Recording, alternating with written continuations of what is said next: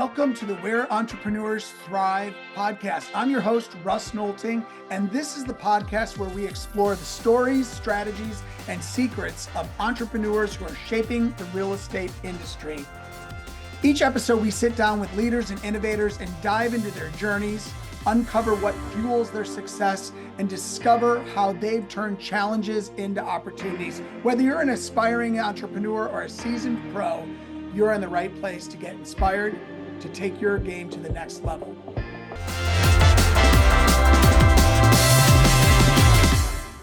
Today, I'm in the studio with Carrie George from Grand County, Colorado. Carrie, welcome to the podcast. Thank you so much, Russ. I'm happy to be here. I'm excited to get to know you better. Why don't you start off by telling us how you got into real estate and what you did before? Okay. Well, I got into real estate very much by accident. After college, I was living abroad for a little while in London. And when my work visa expired, I came back to the little mountain town that my mom was in to just kind of get my bearings, figure out what I was going to do. And I took a job as the Chamber of Commerce director for our little community in Kremmling. Great job. I loved it very much, but the pay, as you can probably imagine, was not great. I think I got paid $750 every 2 weeks. So when one of my friends said to me, "Hey, you should come sell real estate with me," I was like, I don't know. I don't know if that's really for me. And she said, "I bet you'll make 70,000 the first year." And I was like, all right, I'll do it. So that's really how I got into real estate. And that was back in 2004. 2004. So you were living abroad prior to 2004. And just out of curiosity, what got you to London? You know, I was done with college. I was like a typical 22-year-old. I had no idea what I wanted to do. And a friend of mine was going to this program called BUNAC, and it's for college kids. It's for actually people who've just gotten out of college, 6-month visa. So I was like, yeah, I'm ready for an adventure. So I went and I worked for a summer camp company in their booking office, and I had a flat. I mean, I was a Londoner for 6 months. It was an amazing experience. Awesome. I love it. So you started your real estate career in Kremmling, and you continue to use Kremmling as your home base. Yes. So got my license in 2004. I met my husband here. We have 2 daughters who are 10 and 14. They've grown up here, gone to school here. This is very, very much our community. And we absolutely love this kind of rural resort lifestyle that we have here in the mountains. So you say rural resort, and I've been to Kremmling, of course. Tell our audience, like, what's Kremmling like? I mean, when you say rural resort, what's in Kremmling? So Kremmling is still very much a ranching community, but we're surrounded, like within an hour, you can get to 8 major ski resorts. So we have that kind of mix of, people who maybe would use Kremmling as a bedroom community. And then we have people who are looking for that second home experience, but they don't necessarily want to be right at the base of a ski mountain, or they can't afford that. So, we're in the heart of the Rocky Mountains, but not really a ski resort community either, but close to quite a few. Oh, awesome. Yeah. When did you realize that real estate was the right path for you? I was an art major in college. I was a photography major. My dad tried to talk me out of that. He's like, go do something practical like business. And I was like, Yeah. I'm not into that. I don't want to do that. So, I didn't know what I was going to do with my photography degree, but I knew, like, truly I'm an artist at heart. And so when I got into real estate and realized that there was a lot of art and design involved in real estate, that was what kind of like sparked, just me staying in this business. I love marketing. I love design. I love graphic design. And I reminded my dad, I'm using my photography skills in selling real estate and doing real estate photos. Were your folks the kind of folks that wanted you to like become a doctor, become a nurse, become a lawyer, something very practical? And yeah, very much so. My dad had his own business in Denver that he had this very long-standing business. I think he really wanted me to come work for him in international business, and it was just was not my cup of tea. I'm a mountain girl. I want to be outside, and I don't like living in the city. So this is just such a perfect fit for me. yeah, absolutely. as you think about your journey from 2004 to today, what are some of the biggest hurdles that you've had to overcome, and in overcoming them, what have you learned? Gosh, I'd say I have learned so much about myself. I think for any agent who's first starting out, I found one of the most challenging things were those conversations we had to have with clients that weren't fun. Like you get an inspection objection, someone really needs to sell, and the buyer wants $20,000 worth of concessions. I used to take that so personally, and as I've grown in this business, it's become those conversations have just gotten so much easier, and I've just learned to kind of stick with the facts, and that it's not my personal responsibility to kind of deal with inspection items or deal with hard negotiations. I'm there to walk along with my clients and support them as much as possible, but kind of letting go of that personal it felt like a personal attack, and I hated delivering that kind of news. So that's one thing that's changed so much in my business. Do you think of any of those particular really tough conversations that you've had that had a kind of an amazing outcome? Um, oh gosh, there's been quite a few. And I feel like as real estate agents, we also become that person who gets to save the day quite a bit too. So I had one situation where I was on both sides of the transaction. It was pretty rough with both buyer and seller. Well, the seller decided the day before closing to let all of the propane out of the propane tank. And this was a closing in February. So the new owners move in, they have no heat. And luckily it had a fireplace. They could at least keep the house warm. But like through my connections with vendors and contractors, I was able to get them like a propane delivery within, like top speed. And so it's always nice when you get to come in and kind of help a situation that seemed really chaotic and really awful, and get it kind of straightened out. Yeah. When you first started and those conversations were hard, like those I got to deliver the bad news have to deliver the bad news conversations. Um, you said that you initially uh moved into like sticking with the facts. Any other tips for new agents who struggle with this? Because I know tons of people get out of this business because they just don't have the intestinal fortitude to have tough conversations.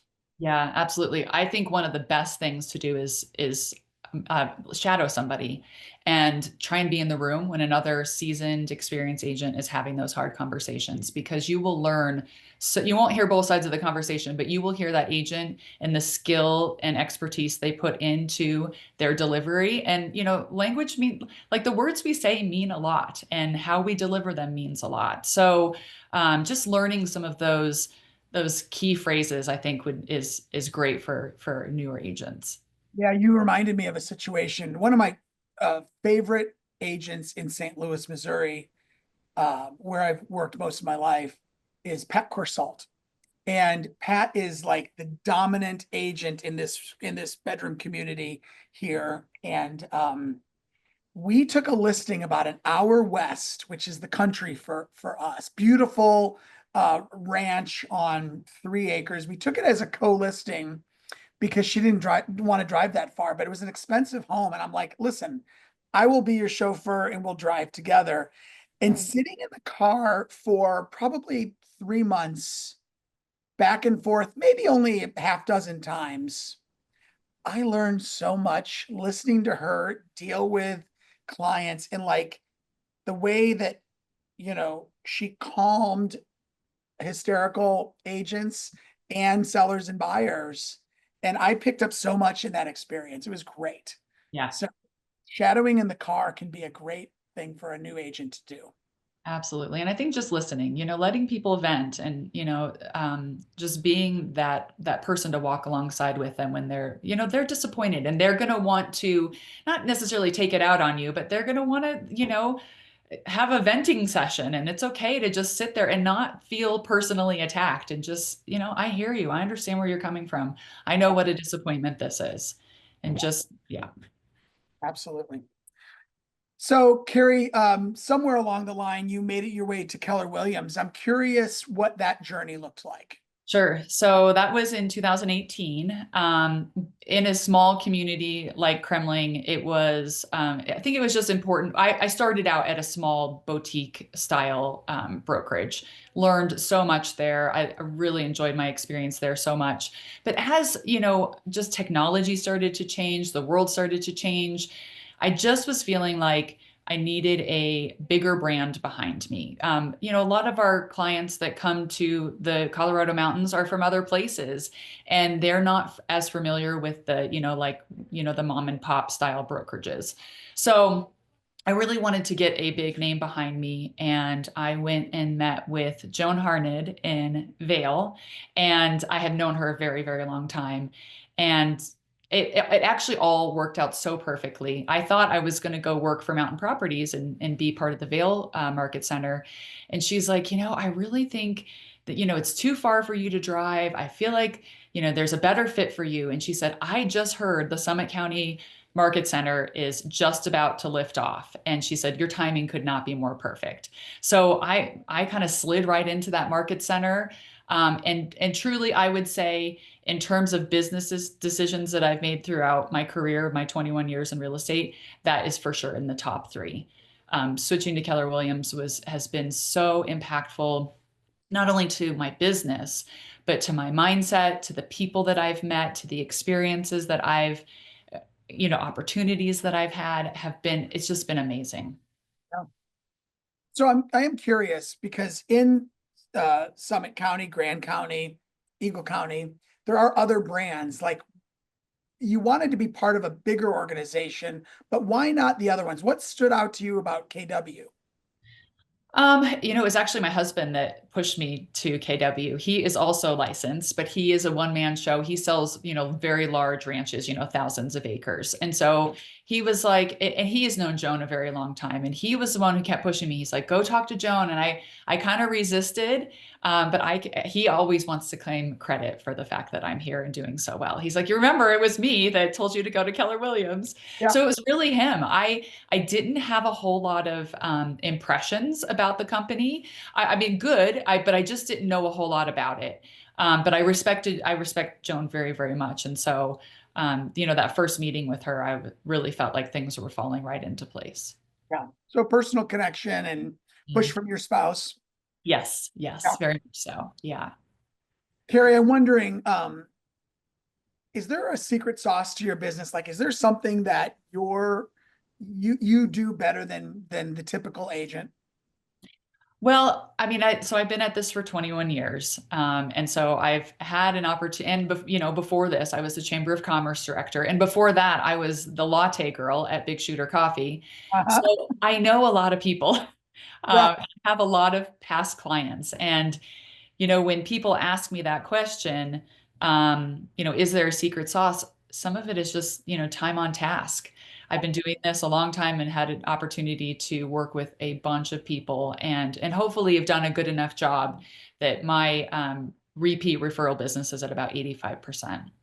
So I'd say, that's probably, I really do look at this business as a relational business. It's really all about staying in contact with people. I follow the DTD2. I do quite a bit of direct mail to my clients because I have a lot of clients who live out of state. They own a second home here. So that's, I have a very systematic process that I go through every single year of making sure that I'm front and center with my clients without being annoying, because I really don't want to be that either. You threw an acronym out there a second ago, DTD2. For those who are unaware of that, what do you mean by that? So that's dial the database two. Is that right? Is that what it stands for? Do, dial, either way. Yeah, do dial. So every week there is a different letter combination. So the first week of the quarter is always A and W. So in command, I have my people tagged. If their last name is either an A or a W, they have the A and W tag. And then my assistant will send me every day here are the people that you need to contact that have the A&W tag. And then the next week is B&E, and it goes through all the letters of the alphabet. So by the time you get to the end of the quarter, you have reached everybody in your database. And it just makes it so simple. I don't have any call bias because I don't have to think about who I need to call. I just get my list every morning, and those are the people that I need to reach out to. So with a database of your size, just curious, what's a typical like day of calls? Like how many calls do you have to make today?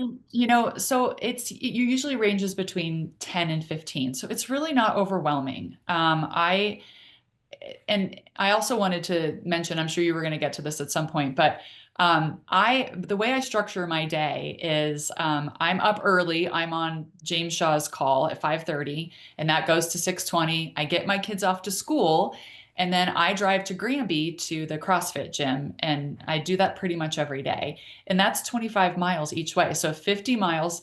So by the time I get to the office, it's usually about 11:30 or 12. And then I need to get my daughters from school at 4. So I basically have 4 hours where I need to get everything done. And some days I'm not really sure how I do it. And some days I do have to work after hours at home, but I do try and keep that to a minimum. So having very specific tasks and being very, very focused about what is most important has got to be front and center for me, because if I let distractions pop up, I just won't be able to get it done. 4 hours is not very much. Yeah, for sure. I mean, absolutely. Um, so you're really taking 5 hours a day, or 4 or 5 hours a day, 20 hours a week, and that is where you're doing your lead gen and getting it all in. It really is. And then our kids don't go to school on Friday in Grand County. So yeah, so that's our fun day. We go skiing. So really I'm condensing it to 4 work days. And again, sometimes I'm like, maybe I'm Wonder Woman. I don't know how I do this, but Yeah. I get it all done. How many units did you sell last year? 40, 47. And do you have any, I know you have a virtual assistant. Do you have any other help? I have a transaction coordinator. So when do you get showings done? Is that in that small Yeah. window of time? Yeah. And, I know I have to be flexible too. I've just figured that my priorities right now, where I'm at in my life, are like my health and then my family, and then business comes after that. So, of course, there are some days I need to pivot and, show property, go on listing appointments, and I don't get to make it to the gym. But I try and make that few and far between. Yeah, that's awesome. Um, so just to dig a little deeper on that morning routine, 5:30 in the morning. Well, you're up before 5:30 to be ready for that call, right? Yes. I don't turn my camera on because I'm ready to go to the gym. So yeah, and there are times I've listened from bed. I mean, I'll be honest. It's like there are some days I'm super tired, but yeah, I usually get up at about 5:15, have my first cup of coffee, and then I'm ready for James's call. Yeah. Why is that call so important to you? Oh gosh. So I joined that group in April of 2020, and I'm sure you're familiar with how it all started. KWRI tasked him with, take care of these agents during COVID. Everybody, none of us knew what was going to be happening. And so I watched, pretty religiously, like through COVID. Then I kind of dropped off, but I'd say I got really serious about being on the call daily in about 21, maybe 22. It is just the way that I start my day, and it's the way I habit stack in order to be successful at what I do. And I really do give my morning credit for the success I have in the rest of the day, because when I think about what I get done in 4 hours a day, it does sometimes boggle my mind, and I don't know quite how I do it. But I do really credit my morning routine with setting the tone. The call is not only practical and I get all kinds of great advice, but mindset wise is also so impactful to just my general outlook on life and business and family. Yeah, I love that. So you've got the call, and then Mhm. you've got the drive, the workout, and the drive. Right. Um, I've done that drive, and I suspect you don't make calls on that drive because your phone doesn't work the whole time, right? Right. And I don't. And I actually, that's when I do my audiobook time or podcasts or things like that, just kind of feeding my brain as I'm getting ready to feed my body. Any resource that you find to be specifically helpful during that time, those two drives? So yeah, I'm usually, I'll do podcasts, but usually it's like, that is my time for like Audible, just enjoyment reading, Yeah, because I don't, believe it or not, I don't have time to read because yeah, I have so many other things I got to get done. So that's really my reading time. It's more listening time for yeah. pleasure. So you're reading non-fiction? Yes. Yeah. Mainly fiction. Love it. Any common misconception about success in real estate that you've found to be completely false? Well, I think, we have a couple new agents in our market center, and I think, and I remember being a new agent, and I think I remember feeling about the seasoned ones, gosh, they make it look so easy. And I think you do get to a certain point in your career where it does get easy. And it's because of the experience that you have built over multiple decades. It's like I don't want to discourage new agents by saying, you just have to put your time in. But that's really what it is. It's the day-to-day lessons and experiences that you're gaining. You can't, I mean, I couldn't possibly funnel everything I know into somebody else's brain. They would have to experience it themselves. So I do think that, some of these agents who have been at it 20, 30 years, it is easy for them because they have such a wealth of experience behind them. Yeah, yeah, absolutely. Carrie, what keeps you motivated when things get tough? Mm. Honestly, on those days where I feel like, you know what, I could go do something else. I will often hop on Zillow and I will go back and read my client testimonials and just kind of reminisce about great transactions and great people that I've had the pleasure of meeting through this process. I really have, it's been amazing how many clients have turned into friends through my 21 years in real estate. This career is such a blessing, and I feel so lucky to be able to do this, to be there for every one of my kids' games, for their dance recitals, for the vacations.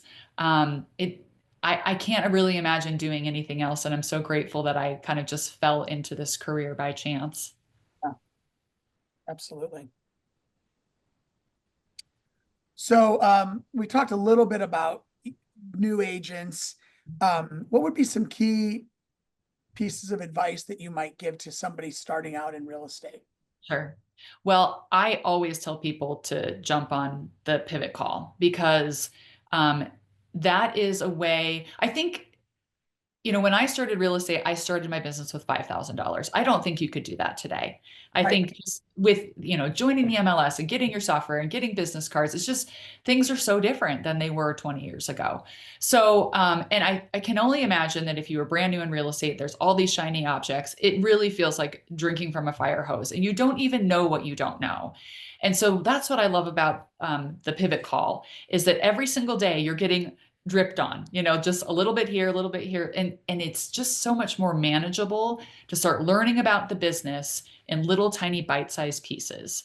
And so that's like the number one thing I tell all of our new agents is to hop on that call. Not only is it totally accessible, but it's also free. And you're going to be shocked. None of them listen to me. Yeah. Well, 5:30 in the morning is a Yeah. game is a deal breaker for a lot of people. Yeah, it really is. You listen to it late? Yeah, well, you can listen. So there's a pre-show that's not recorded, but you can listen to the 20-minute segment of the call anytime you want. It's recorded and you can just hop on Facebook and watch it. So I tell them it will at least do that. And I think they don't even do that. So I will say about getting up early that, and I know you get up early too, that's a mindset thing. And I am kind of flabbergasted at how so many people are so resistant to getting up early. And it is hard, and but for like 2 weeks, and then your body gets used to it. And you do have to go to bed earlier to get your sleep. Yeah. Well, and that's the key piece of it is the discipline to like say, like for me at 8:30, I'm going to bed. Yeah. And since I travel so much in different time zones, I get off my game a little bit. But I'll tell you, I was in Austin yesterday and tired, and my eyes popped open at 4:30 in the morning, and like I actually forced myself to go back to sleep because I knew I needed it due to travel and whatnot. But once you get used to it, you're used to it. Yeah, you really are. And I'm sure you feel this way when the routine gets rushed or gets out of whack, you don't feel yourself anymore. That is 100% true. Actually, my daughter just went back to school today. She was out for 3 days. And Yeah. yeah, I was kind of getting a little used to watching movies on Netflix with her, but I was like, I'm gonna have to get back to work. And she was finally healthy. But yeah, my whole family, my other daughter said, oh, finally, we're back to our regular schedule. And I think as much as people want to resist a schedule, we all really do thrive on a schedule. Yeah, it's a funny and kind of bittersweet thing. Like I've got my daughter from Colorado here this week and my granddaughter's here. Oh, And like this morning, I got up a little extra early and sat in my chair and did my thing. And I did it so I could grab that hour because I knew the rest of the morning would be abbreviated. And of course, the baby walks in and you can't do anything but love that. But you can't say no. does, it does throw like a little wrench in things. Yeah, for sure. Yeah. But that's also part of it is being flexible, being malleable, and just saying it's okay that today wasn't perfect. It's okay if tomorrow's not perfect. It's only 2 weeks into the new year. They'll find their way. Yeah, exactly. Do you guys you mentioned travel, vacation. Is that an important part of your lifestyle? It really is like when you see on Facebook posts, like if you're not doing your dream job, what would it be? And other than selling real estate, which I absolutely do love and love the freedom and the schedule. And it would be like, could you pay me to travel? Could I be a travel blogger? Yeah. After living in Europe, after my visa expired, I traveled, went to Italy and France and Switzerland and did the whole shoestring in the backpack kind of travel with Yeah. my sister. Oh gosh, I got the travel bug so bad, and it's really like the thing that drives me the most is seeing and experiencing new things. It's interesting. My family, we travel a lot. And I mean, we try to get to Europe annually, sometimes more. But I talk to so many people that are like waiting until it's convenient. Yeah, Like, it's never convenient. You never get there. And and it does get harder the older you get because, physically things sure. can get more challenging. And I just think it's critical. And even like we started my oldest first trip to Europe was when she was 3 months old. Oh my gosh. Granddaughter's first trip to Europe, she was 9 months old. Wow. And Amazing. no, she was 9 months old. And but like, and of course they don't remember these things, but like the rest of the family does, and we enjoy that and kind of set up a lifestyle around it. I love that. Yeah. It's, this school just gets in the way. That's what I say. My kids didn't have to go to school. We travel all the time. Funny. So we've had our kids in private schools, and we tried public schools once, and I got a registered letter one day in the mail, and the registered letter says it was like from the truancy department, and it said you've missed too many days of school, and there was like some like if you miss X number of additional days, we're gonna have to have a meeting, and we left the school about 2 weeks later because we have always had a belief that not, I mean, for like grade school, that like being with family is more important than the things that they do in school most of the time. Absolutely. 100%. Changes when they get a little bit older. My son's a junior right now, and I'm like, no, you can't skip school. But Right. we've always had this loose relationship with attendance because once they're gone, it's Yeah, very challenging. exactly. I'm totally with you on that. Anything else you'd like to share with our audience? I would just say, you had asked like missteps that I've made along the way. The other one I wanted to bring up, of course, was not getting leverage, soon enough. I think I resisted that for a very long time. And when I hired my TC, it was just such a game changer and made my life so much more enjoyable and Yeah. so much easier. So I think that's a really common thing for people who are, a couple years in, they think, oh, I can't afford it, or I'm not busy enough. And it just really frees you up so much. You said that currently with 47 units, I think you have two people that help you. Yes. Can you just quickly share what that looked like? I mean, you once upon a time were doing everything yourself. Yeah. Who did you hire first? I hired the TC first, and I don't think I could live without her. I Share know her? what's that? You share her? Mm-mm. Well, she has other agents. So yes, she does have other clients, but she's very efficient. And I honestly don't even know how to use command and put stuff in there because, and I look at it like it's just not a good use of my time to be messing around with uploading documents. I have her do that and she's great at it. And Yeah, yeah, I don't worry about deadlines anymore, which is right. used to keep me up at night. Exactly. And just out of curiosity, do you recall how big your business was when you first hired a TC? So, I was licensed through the Great Recession. And I think probably around 2010, 2011, 12, somewhere in there, when every time the phone rang, you were just hoping that it was a buyer because we had so much inventory. I think there was Remember? a time I carried about 80 listings. And again, I don't even know how did I do that? My kids were, I had only one child then. Maybe that's how I was able to get it done. And I wasn't going to the gym in the morning and taking 4 hours to do that. So, but so I think I hired her in 2018 when I came to Keller Williams. And yeah, I think that year I had about 40 closings again. So I was making it happen, but it wasn't fun. I used to wake up in the middle of the night thinking I had missed, some important deadline and run to my computer and be like, oh, okay, it's tomorrow. It's not today. But that kind of feeling is not fun. Yeah. No, I And don't. and yeah, and I think for a lot of us, like I hired my TC when I screwed up a really great client's deal so badly because I'm not a I'm not a checklist guy. Like I'm not going to remember to order the thing.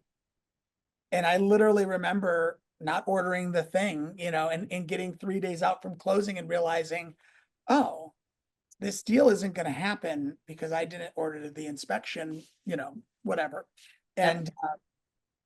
And most hopefully people get clarity on that without having to have a huge screw up. But for a lot of us, it doesn't work that way.